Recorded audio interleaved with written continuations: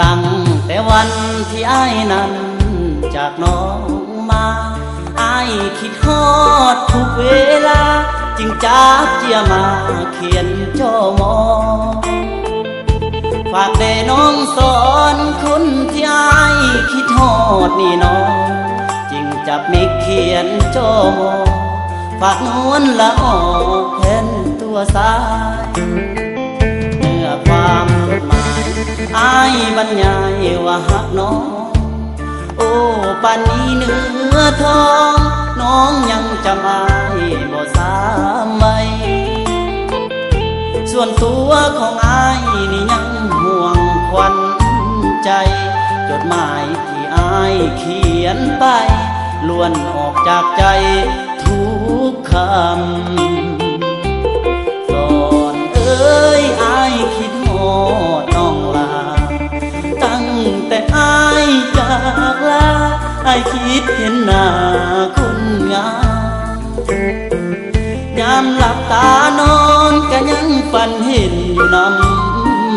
ำส่วนว่าตัวคนงาม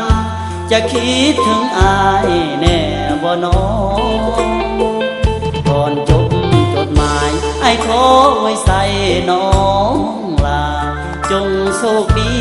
เถิดหน้าพร้อมทั้งตั้งหน้าคอยรอบ่นานดอกนาอ้ายสิมาหานวลละออหากอ้ายมีเงินพอ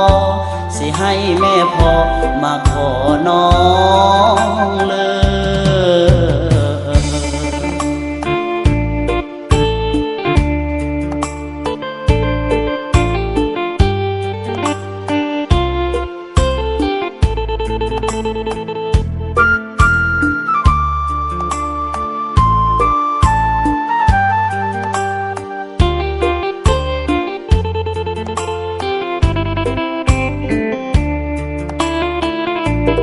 ตอนเอ้ยอ้ายคิดฮอ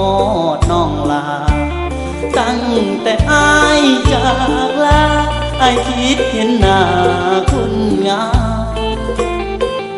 ยามหลับตานอนก็ยังฝันเห็นอยู่นำส่วนว่าตัวคุณงาม